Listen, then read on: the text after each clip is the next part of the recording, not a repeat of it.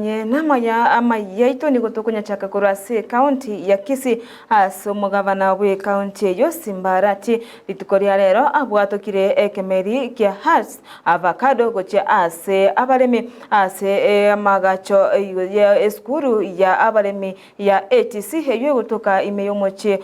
o Kisii county ya Kisii achinga kicho omoyego yo nigo Arati abasemeria abaremi igoro ya kemeri kyo naboigo ase abaerera igoro yobuya bwekemerekyo ase boigo ababorire kwene kinga nkore mabare gosengo simeka bare ekemerekyo ase kirinigo ekemerekyo kebwate echiro naboigo likirigori nerigeya ase ekemerekyo kya has avocado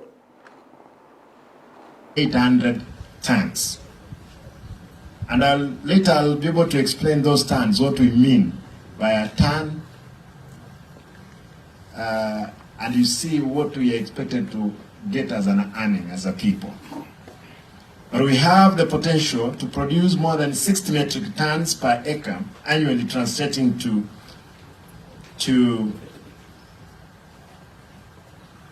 an adoption of quality planting materials for improved quality and productivity. This is why my administration came up with this initiative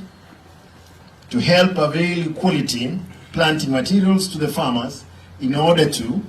boost avocado production in the long run. Hence, the Department of Agriculture is addressing the attendant challenges in avocado production, such as limited access to quality, and it's important to note, to quality clean planting material, poor market organization with informal structure coupled with a multitude of middlemen who exploit farmers, significant post-harvest losses due to high perishability of the fruit. In this regard, the county government of Kisii has established an avocado factory to address the challenges.